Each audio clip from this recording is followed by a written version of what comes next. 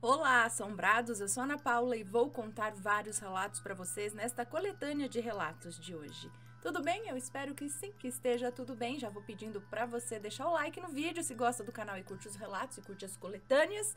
E se por um acaso ainda não for inscrito, se inscreva no canal, beleza? E se por um acaso quer ouvir mais relatos, só que sem assombração, sem a parte sobrenatural, mas também muito interessantes, vai lá pro meu novo canal, Conto pra Ana. O link tá aqui na descrição desse vídeo. Vai pra lá e se gostar também se inscreve, também curte os vídeos e tudo mais.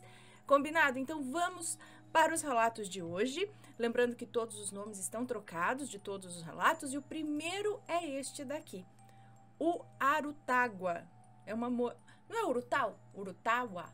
Sei lá, Urutau, que minha mãe falava do sítio um passarinho. Mas vamos ver. É uma moça que nos conta. Oi, Aninha, vamos lá para mais um caos da minha família? Vamos! Aninha, para refrescar sua memória, aqui é a Flanete, de novo, codinome, né? Já enviei alguns relatos para você e estou esperando ansiosa para ouvi-los na sua voz maravilhosa. Se tiver alguns nomes, já estarão trocados. Aninha, minha avó, mãe da minha mãe, era índia, nascida e criada no interior do Paraná. Lugar de muitas lendas e causos que são respeitados e levados a sério até hoje. Ana, quando a minha avó tinha 16 anos, uma amiga dela pediu que fosse madrinha de sua filha, pois a considerava como uma irmã. E assim foi feito. Minha avó, além de amiga, era comadre da mãe dessa menina. Menina essa que era um encanto de pessoa. De uma bondade enorme, sempre prestativa com os pais e com qualquer um que precisasse de ajuda. Dona de olhos azuis como o céu e cabelos longos de um loiro acobreado. Minha avó fazia questão de estar sempre presente na vida dessa afilhada, pois ela era o seu xodó. Quando essa menina estava com 15 anos, já cuidava dos afazeres da casa sozinha, porque os seus pais saíam cedo para a roça e ela ficava responsável por cuidar da casa e do irmão 3 anos mais novo do que ela. Assim que acordava, já ia dar comida para as galinhas e para os patos, depois começava a fazer os deveres da casa.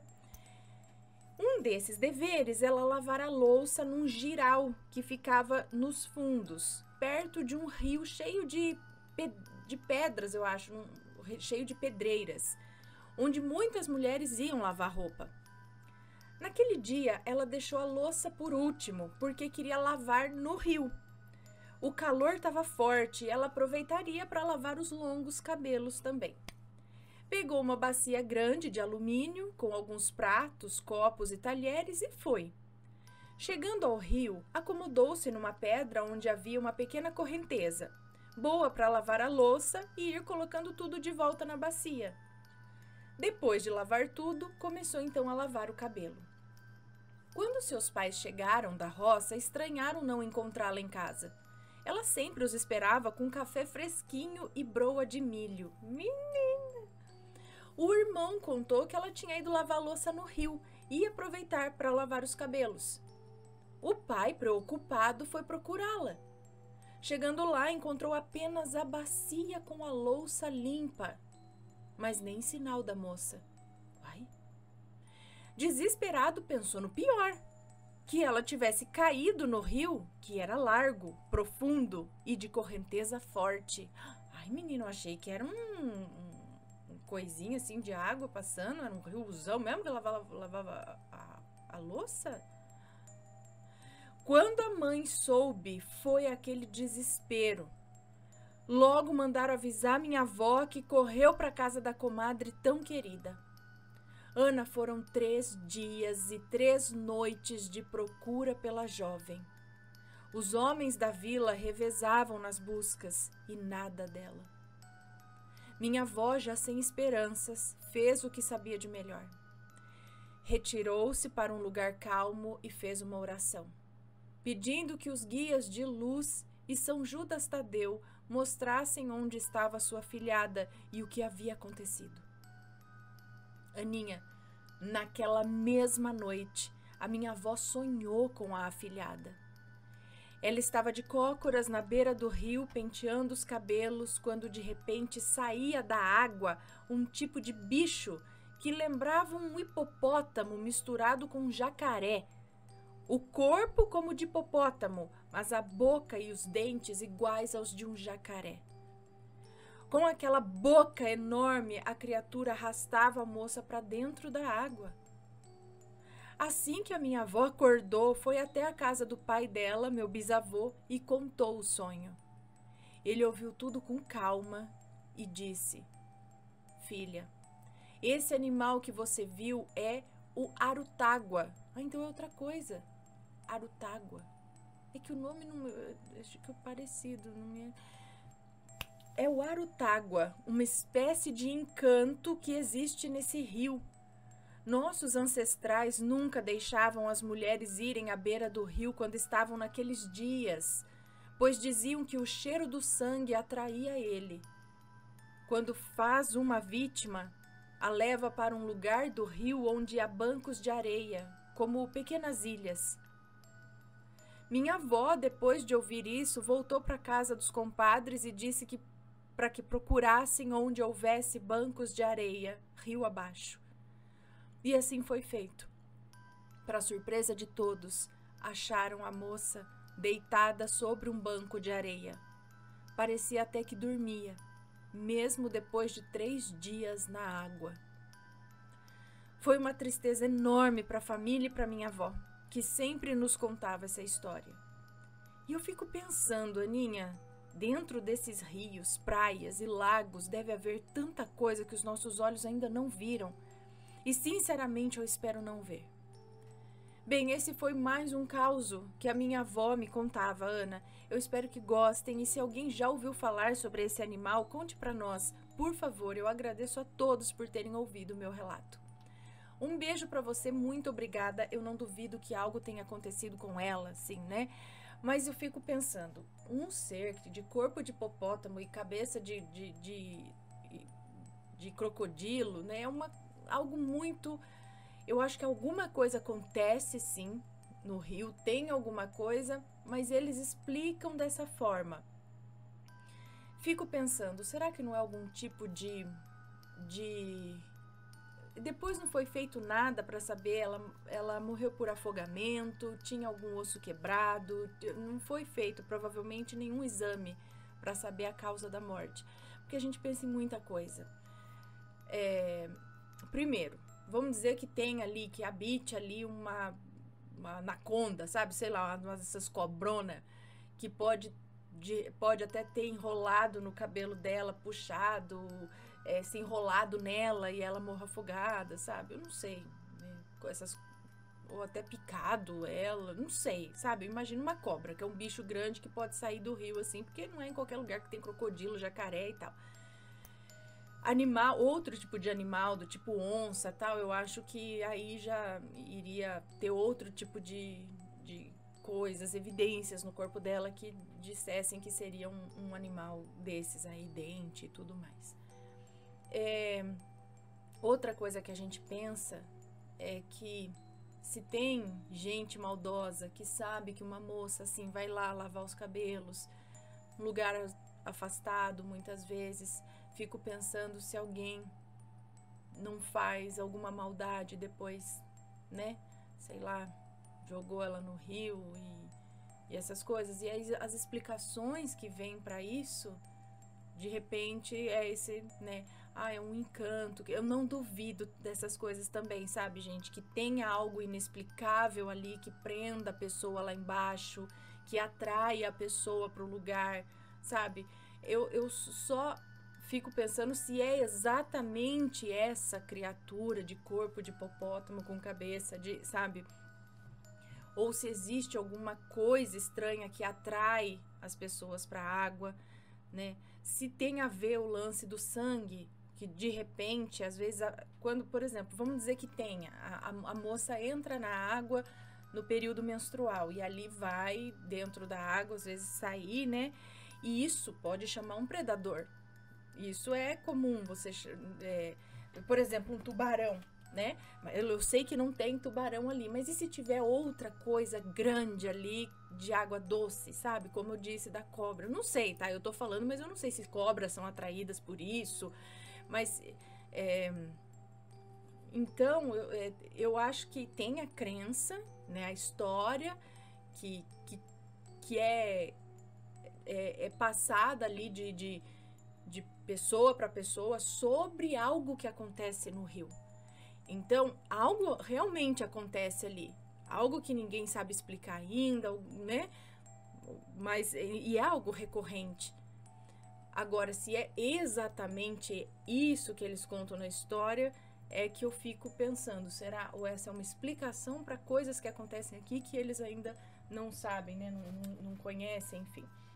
Então, se alguém souber de alguma história desse tipo, né, parecida, ou, né, conhece mais algum caso desse tipo, manda pra gente, beleza? Vamos então para o próximo relato, que é o mistério do casarão. É uma moça que nos conta. Oi, Ana e assombrados, eu sou a fulana, tudo bem?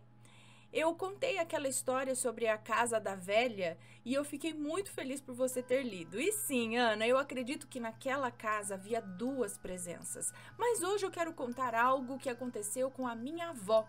Um episódio sombrio em um casarão antigo.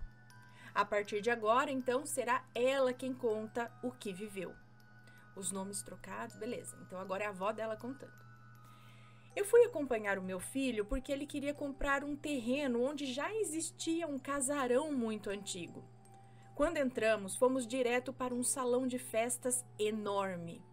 Depois subi, fui para o andar de cima e entrei em um quarto. Lá dentro havia uma cama antiga e o ambiente parecia pesado.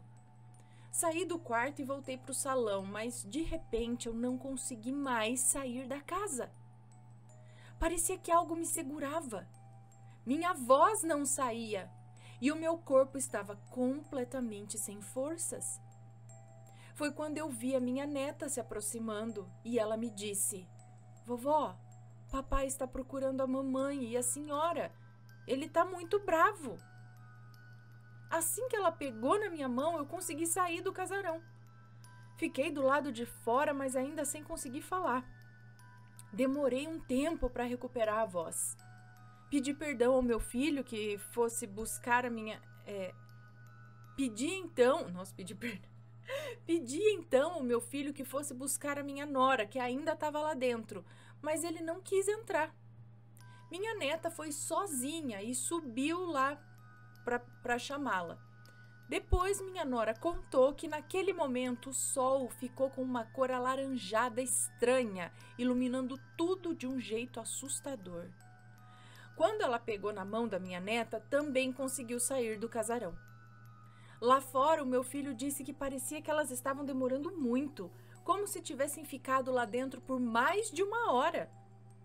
Mas para quem estava dentro, o tempo parecia passar devagar, quase parando, como se tudo estivesse preso em outro ritmo.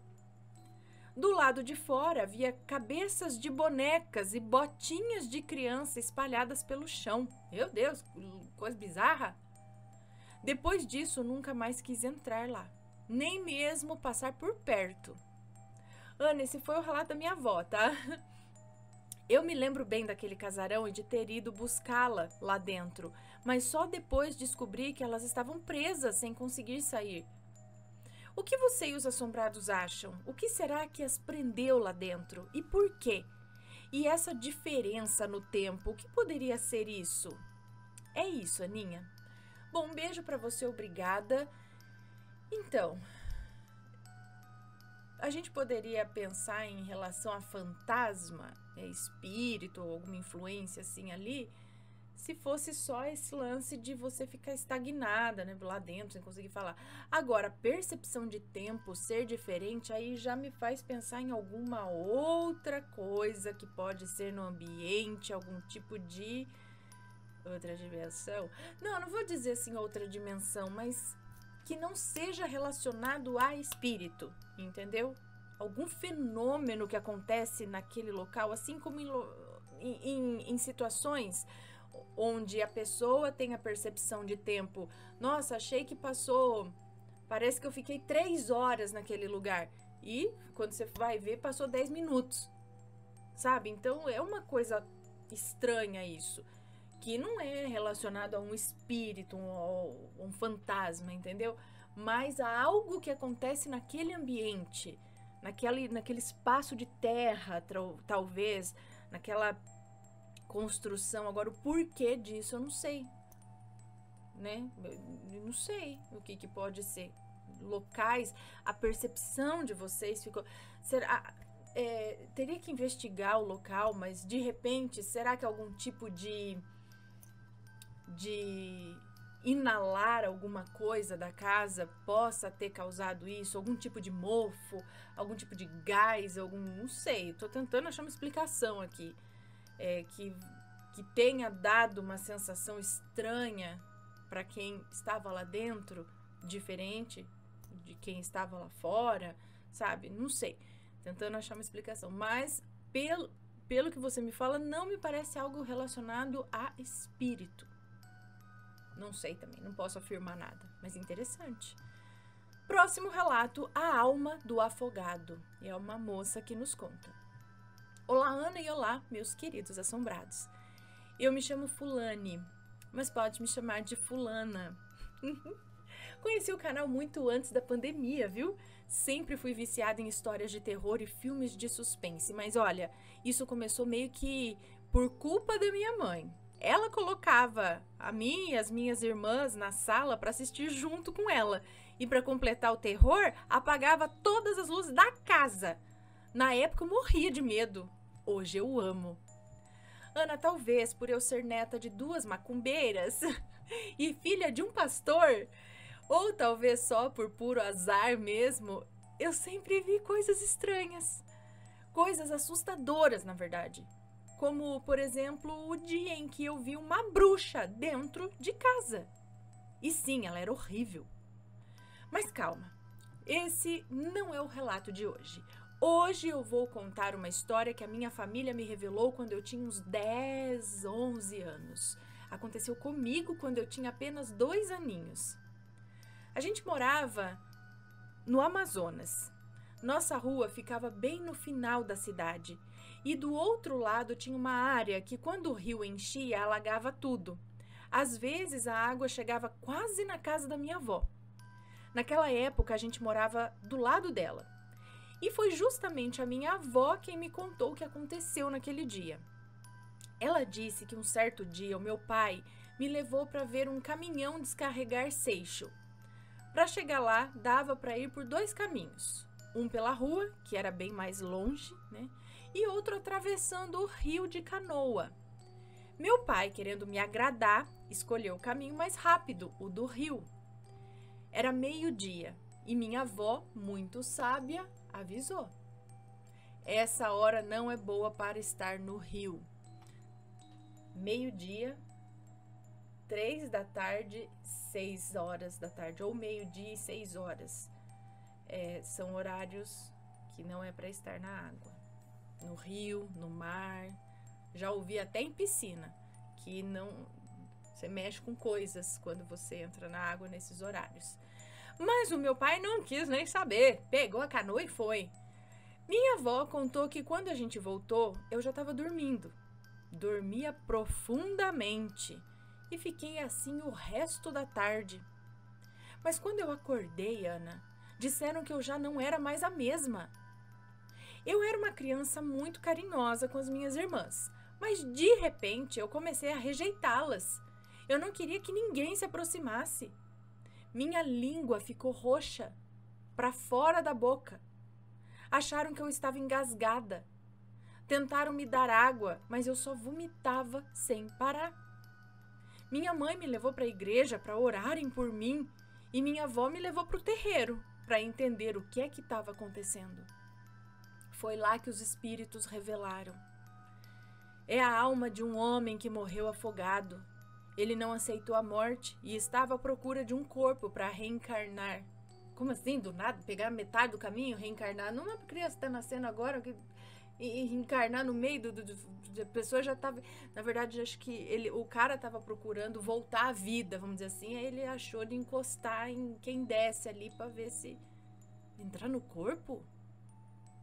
Gente, Ana, disseram que deu trabalho, viu? Demorou muito pra conseguir expulsar o espírito desse homem, mas no fim conseguiram e eu melhorei. Minha mãe nunca quis contar os detalhes, diz que é melhor não se envolver com esse tipo de coisa. E eu até entendo. No começo, confesso que eu não acreditava muito não. Eu achava que era exagero, que essas coisas só aconteciam em filme. Mas quando a minha mãe e o meu pai confirmaram tudo, aí eu comecei a pensar diferente. Hoje, mesmo adulta, com 22 anos, a minha mãe não deixa eu ficar na beira do rio. E, sinceramente, eu nem quero tentar a sorte. Deixa pra lá. Esse é o meu relato, Ana, mas se você quiser, eu tenho outro. O da casa assombrada onde moramos por um tempo, depois que o rio alagou tudo. Se esse for contado, eu mando o próximo. Ok. Então, ela, acho que já era uma pessoa sensível, né? E aí que tá, esses negócios de ir pro rio nesses horários. Por algum motivo, nesses horários, será que os espíritos estão mais com algum...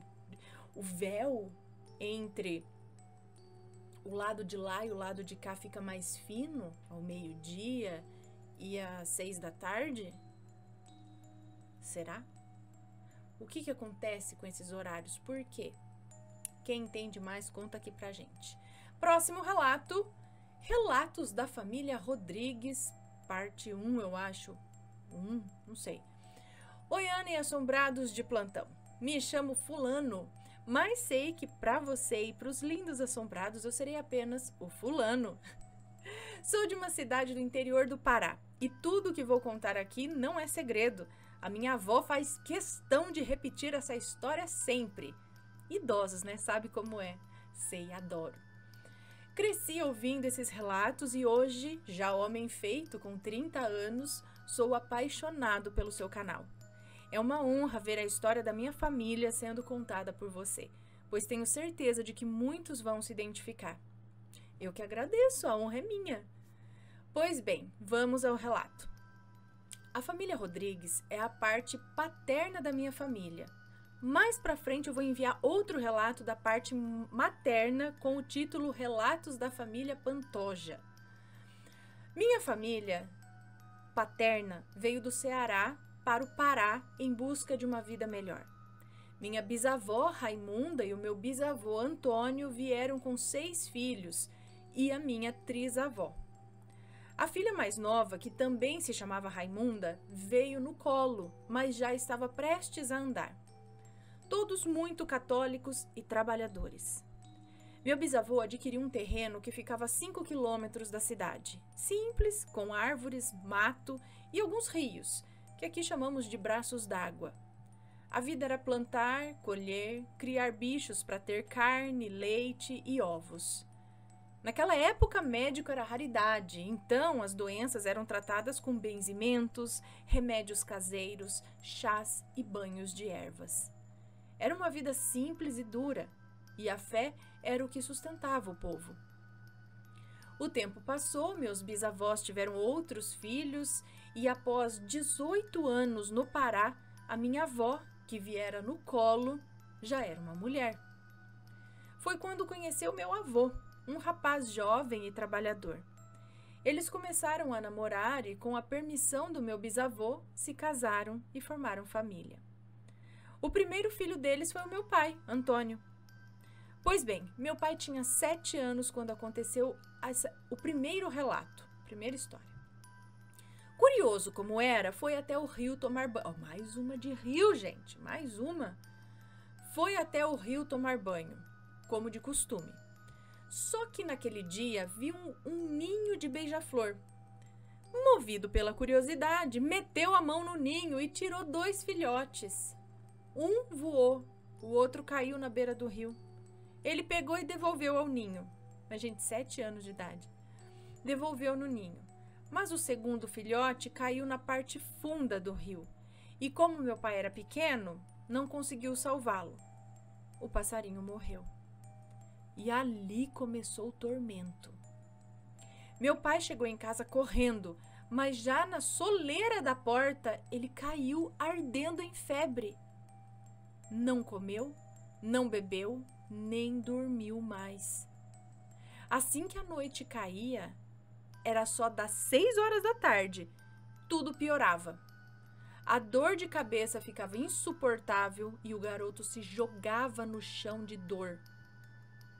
Meus avós o levaram ao único hospital da cidade, mas mesmo após dias internado, não houve melhora. Ele só emagrecia e sofria.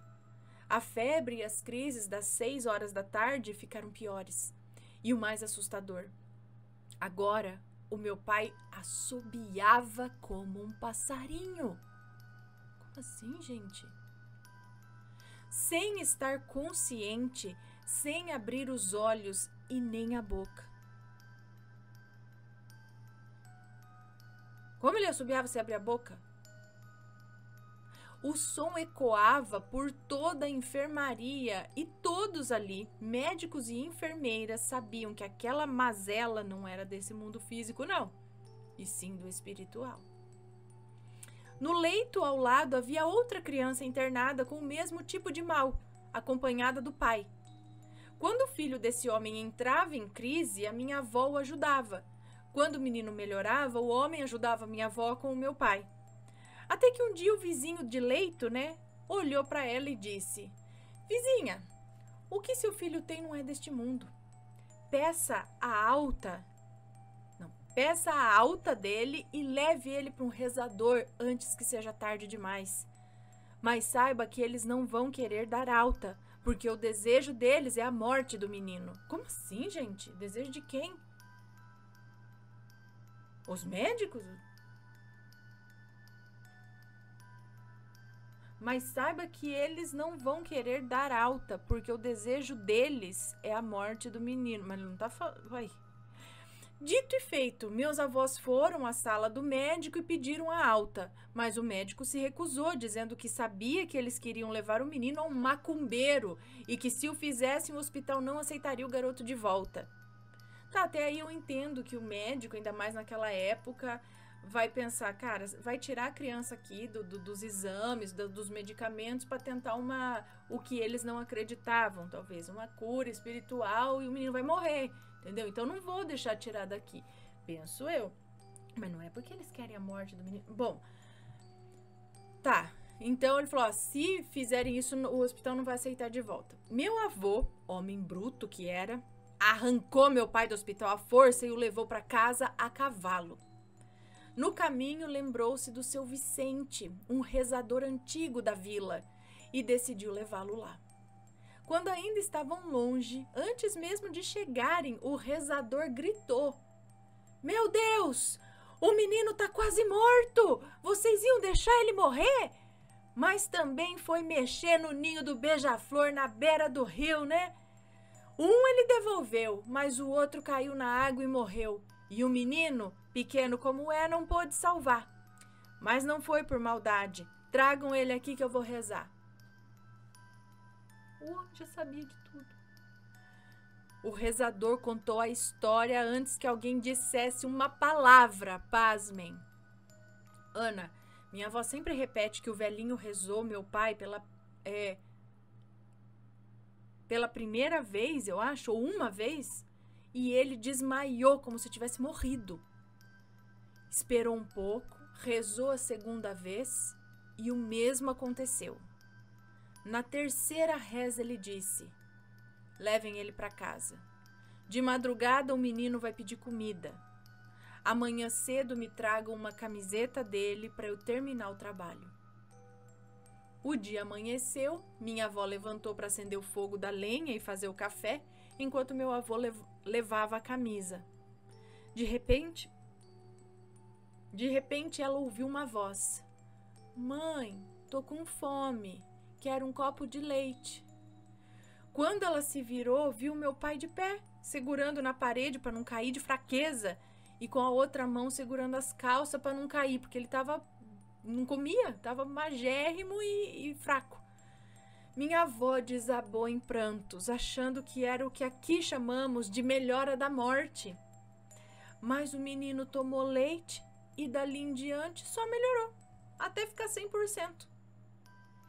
Os anos se passaram, meu pai se casou e eu nasci. E dessa vez foi a minha vez de ter um encontro com o mal daquele rio.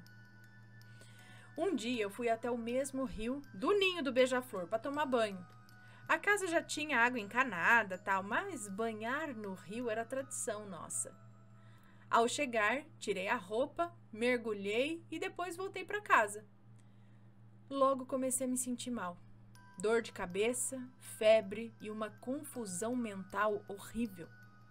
Ana, parecia que o mal que habitava aquele rio reconheceu meu sangue. Sabia quem eu era e de quem eu era filho, né? Peraí que eu agora fiquei com fulano. Aí eu voltando para saber se fulano.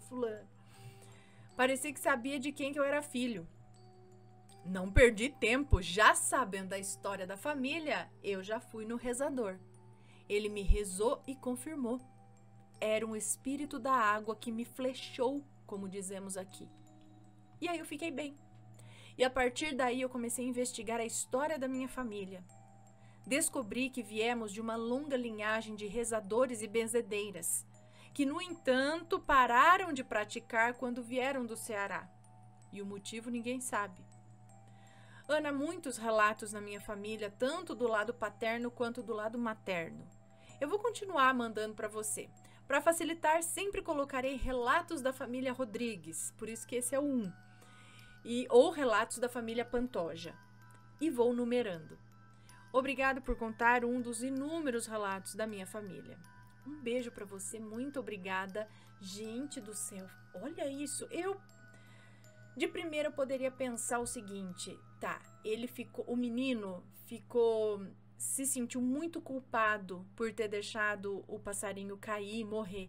E ele se autoflagelou com essa culpa inconscientemente, e aí veio a febre, eu não sei o que, tudo. E aí a hora que foi rezado, talvez falado alguma coisa, né, em relação a isso, ele ouviu e sentiu que através da reza ele recebeu um perdão, aí ele melhorou. Essa é uma explicação que eu tento encontrar aqui. Mas é muita coisa que acontece ali, né? Não é um caso, não é só o caso dele, pelo que ele me fala. O rio já tem uma fama de a maldição do rio. E ele, que foi entrar lá também só para tomar um banho, não fez nada, imediatamente, é uma bactéria, um vírus, mas não sai do dia para noite e depois de uma reza. Se fosse algo assim que se pega no rio, uma insolação, não sei, talvez leva um tempinho, você precisa de um antibiótico, você precisa de um remédio para curar aquilo, mas não, ele sentiu uma confusão mental, foi no rezador, pronto, melhorou. Cara, que coisa, o que tem no rio? Sempre no rio, sempre na água. Interessante, né? Parece que tem uns encantamentos, negócios assim. É colocado lá, é algo da natureza, da magia, dos seres que vivem lá, o que é? Os índios sabem. Agora, indígenas, né? Agora vamos ao próximo relato, que é o menino da funerária. É uma moça que nos conta. Olá, Ana e assombrados. Fui, numa noite de calor, com uma vizinha, comer um pastel de queijo e tomar caldo de cana. Ana, eu amo caldo de cana e como meu marido é um chato, não gosta de sair à noite nem parar em trailer para lanchar. Então eu fui com essa vizinha. Sentamos em cadeiras, comendo com gosto, quando observei 5 pessoas que em silêncio sentaram ao nosso lado. O que chamava a atenção era o semblante deles. Tristes, cansados, apáticos. Havia também um garotinho, que ficou em pé, a uma certa distância do grupo. Ana, ele usava um terninho preto que destoava do local e do clima, sabe? Sim, o Rio de Janeiro quase te proíbe de usar esse tipo de roupa. E naquela noite o calor estava quase insuportável. Minha vizinha tagarelava o tempo todo. Eu a olhava e sorria, mas eu nem lembro do que ela estava falando. Eu, ligada naquela família, notei que eles pediram um pastel para cada um. E o menino em pé olhava a cena. Não deram nada para ele? Eu fiquei indignada. Como poderiam comer, conversar e ignorar aquela criança? O menino os olhava com tristeza, sem se mexer. O blá blá blá da minha vizinha se silenciou. Quando a cutuquei e falei da cena ao nosso lado, ela olhou curiosa e perguntou para mim: Ué, cadê o menino? Eu apontei para o garotinho ao lado de uma das mulheres. Então eles se levantaram e começaram a caminhar, atravessando a rua em direção à praça.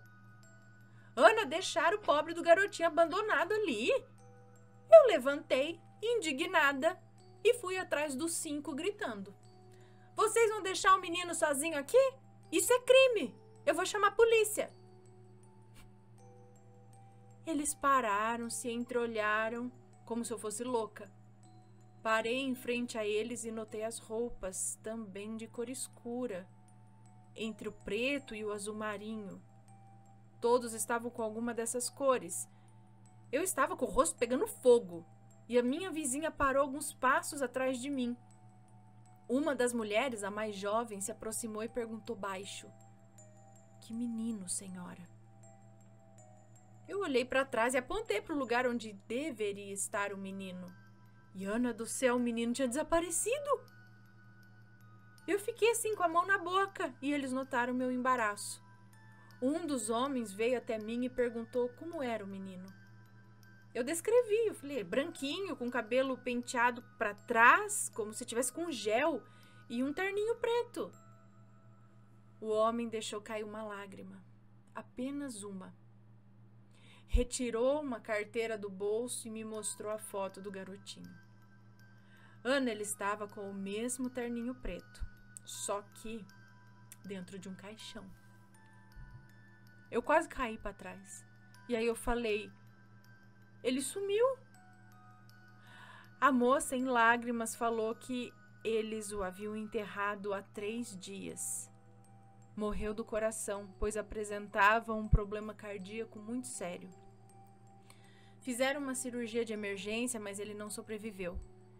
Eu pedi inúmeras desculpas, agarrei o braço da minha vizinha e trêmula fomos para casa. Ela continuava tagarelando como se não estivesse entendendo nada. Eu cheguei em casa, tomei um copo d'água e fui orar.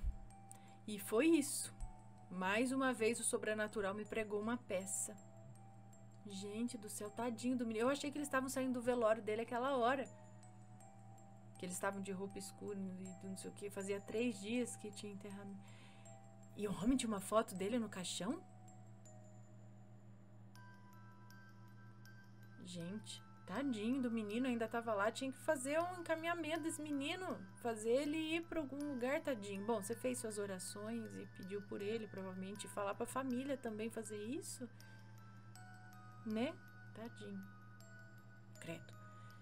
Próximo e último relato de hoje desta coletânea de relatos, que é este daqui para o deleite de muitos. O lobisomem foi capturado pelas câmeras? É uma moça que nos conta. Olá, Ana, olá, assombrados, o meu nome é Fulana, porém sei que você vai me chamar de Fulana. Bom, todos os nomes estão trocados certinho, ok? Então, sem enrolação, vamos logo para o relato. Na época em que eu estava na universidade, eu e meus amigos decidimos dar uma festa em comemoração ao meu aniversário. Bom, eu, Júlia, Manuela, Roberto e Carlos. Roberto e Carlos. Combinamos que a festa seria em um sítio que ficava numa cidade nem tão longe, nem tão perto.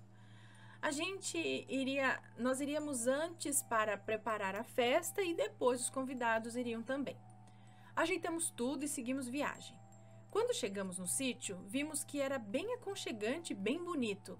Ótimo para dar uma festa. A Júlia disse que não gostou muito, pois não tinha internet e ela queria mexer no celular. Já o Roberto foi totalmente o contrário. Ele amou o lugar e chamou o Carlos para conhecer mais coisas.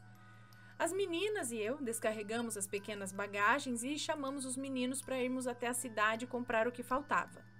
Chegamos ao mercado e compramos tudo o que era necessário para a festa, que custou os olhos da cara. Voltamos para o sítio, pois já havia anoitecido, e dormimos para acordar cedinho no dia seguinte. Quando amanheceu, fomos ajeitar aquela casa, que estava horripilante, toda suja também. Terminamos lá pelas 5 da tarde. Logo depois, a Manuela e o... Deixa eu só ver se está tudo certo aqui, gente. Faz uns barulhos, eu fico com medo de parar. Beleza. Terminamos lá pelas 5 da tarde. Logo depois, Manuela e Carlos falaram para irmos logo comprar as bebidas, porque queriam muito e não aguentavam mais esperar. Tá, fomos para a cidadezinha e encontramos um bar, entramos e lá conhecemos um senhorzinho muito simpático, que pediu para escolhermos uma mesa e disse que nos atenderia em seguida. Esperamos e ele veio nos atender. Falamos as bebidas que queríamos e ele trouxe. Quando percebemos, já estávamos bêbados e a noite tinha caído. Júlia, morrendo de sono, falou para pegarmos logo as bebidas e irmos embora. E todos concordaram. Fomos ao caixa pedir as bebidas e pagar o senhorzinho, quando apareceu um cara bêbado pedindo cerveja pra gente, e nós recusamos. Quando ele viu que o pedido dele tinha sido rejeitado, começou a ficar com raiva e a dizer que ia bater na gente, que faria atrocidades com todos nós. Roberto e Carlos foram para cima dele e o colocaram para fora do bar. O senhorzinho então nos alertou para tomarmos cuidado, pois havia histórias de que aquele homem virava bicho e atacava quem quisesse. Disse também que todos sabiam que íamos dar uma festa de aniversário. Eu fiquei em choque. Mesmo sendo uma cidade pequena, em menos de um dia já sabiam que a gente estava ali e ia dar uma festa de aniversário? Perguntamos sobre essas histórias e ele apenas repetiu para termos cuidado. Quando saímos do bar, lá estava ele, encostado num canto. Disse que a gente pagaria pelo que fez com ele, principalmente o Roberto e o Carlos. Nós, já bêbados, começamos a ameaçá-lo também, dizendo que se ele tentasse algo não viveria para contar história. Ele respondeu que éramos jovens demais para fazer o que dizíamos e que não teríamos coragem. Perguntamos se ele queria pagar para ver e fomos embora, soltando palavrões. Chegamos ao sítio e sentamos no sofá, pensando se ele realmente teria coragem de fazer o que disse. Obviamente a gente nem dormiu. Ficamos de tocaia, quase caindo de sono. Cerca de 1 hora depois, a Júlia falou que tinha visto algo passando na escuridão. E nós corremos para olhar. Olhamos pela beirada da janela e foi quando vimos a pior cena das nossas vidas. Um bicho peludo saindo do meio do mato com olhos vermelhos cintilantes que pareciam tocar a alma. Aquela boca enorme babando e ele olhando direto para nós. Era horrível. O corpo todo deformado, completamente peludo, com orelhas caídas como as de um cachorro.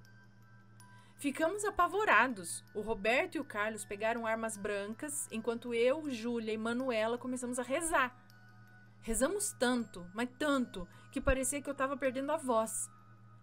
Depois de um tempo, ouvimos um barulho na porta. E quando fomos ver, era o tal do bicho tentando entrar na casa, dando chutes e empurrando com força.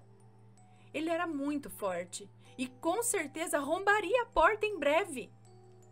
Então o Roberto disse para sairmos de fininho pela porta de trás e subirmos no pé de manga que ficava atrás da casa. Ah, mas eu não saía da casa nem a pau. Não sei, eu me trancava em outro cômodo e ligava a polícia. Ai, senhor. Eu vou sair pra ficar lá fora, no pé de manga, o bicho arromba a porta, o bicho sobe na árvore. Ai, ai, ai. Cadê?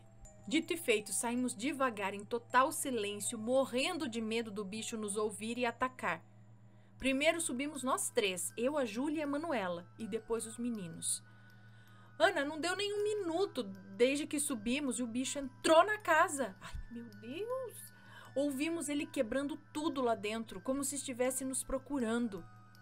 Quando não nos achou, saiu pela porta dos fundos que estava aberta. O bicho levantou a cabeça e começou a cheirar o ar, tentando sentir o nosso cheiro. Graças a Deus, parece que ele não conseguiu. Depois ficou em 4 patas e saiu correndo para o mato. Nem preciso dizer que a gente não dormiu aquela noite. Muito menos descemos do pé de manga, né? Eu tava ferrada, nunca subi numa árvore. Eu ia ter que conversar com o lobisomem ou ia ser comida. Opa. Quando amanheceu, corremos para pegar as poucas coisas que restaram e fomos embora. Passamos no bar daquele senhorzinho, conversamos com ele e ele confirmou. Aquele homem realmente virava bicho. Nós agradecemos por ele ter nos avisado sobre o perigo. Pelo menos avisou, né? Depois nós fomos à delegacia contar o que tinha acontecido. Como que você conta? Eu falei, então, veio um lobisomem, é aquele homem, ele vira lobisomem e ele veio atrás da gente. Como que conta? Fomos à delegacia contar o que tinha acontecido, mas a polícia nem ligou, né? E ainda soltou aquela clássica. Ah, deve ter sido um cachorro grande, só isso. Agora eu te pergunto, como que um cachorro faria tamanho estrago? Quando íamos embora, a Júlia lembrou que havia câmeras de segurança na casa. Quando dissemos isso, o policial mudou totalmente. Aí ele começou a fazer um monte de perguntas. Disse que iria averiguar e mandou a gente voltar para nossa cidade, que eles cuidariam de tudo. Fomos embora logo depois. Chegamos na cidade e contamos que não teria mais festa nenhuma, porque havia relatos de aparições de onça na região. Desde então, não sabemos o que a polícia fez a respeito daquilo. Bom, Ana, esse foi o relato. E nada me tira da cabeça que aquele homem era o lobisomem. E que a polícia encobre esses casos paranormais. Ah, eu acho que eles nem acreditam. E se passam por isso, talvez façam vista grossa mesmo, porque como que você faz um relatório ou alguma coisa assim, como que você reporta essas coisas? Então, às vezes, deixa pra lá. Roberto, infelizmente, não está mais entre nós, mas segue em nossos corações. Sabemos que, se não fosse por ele, teríamos morrido naquela noite. Porque foi ideia dele sair de... Gente do céu! Eu não sei se eu ia ficar... Eu não sei subir em árvore. Ah, mas nessas horas que a gente aprende, né? 2 palitos já tava lá no... Meu! Como que o bicho não achou? Ai, sim. Meu Deus! Credo, gente. Tá vendo o lobisomem na vida moderna? Mas que... ia lá pegar o véio e falar, agora que você tá de véio, agora que você não tá de lobisomem. Agora você é um véio. Agora, vem, pega agora. Sem ser lobisomem. Vamos lá. Gente... Fico aqui pensando, né, na situação. Imagina, e você, o que você faria? Ah, meu Deus. E as câmeras de segurança? Nossa. E os donos? Quem eram os donos daquela casa? Eu já falava direto com os donos. Falava, ó, seguinte, aconteceu uns negócios, não precisa nem falar o que é. Aí aconteceu inventa aí. Ah, o fulano fez isso, eu vou precisar das imagens das câmeras de segurança. E aí, não sei se é fácil, se a pessoa passa assim, ou já manda real mesmo. Pro dono da casa, não pra polícia. Porque foi um lugar alugado, não é? Gente do céu. E aí, o que vocês acham? Ó, se for comentar, que seja sempre com respeito, por favor. E se você tem uma história com algo estranho que aconteceu com você, manda o seu relato pra gente. E se por um acaso a sua história não tem assombração, mas é uma história muito legal de ser contada, manda lá pro Conto pra Ana. Combinado? Um beijo pra vocês e a gente se vê no próximo relato. Fui! Tchau, tchau!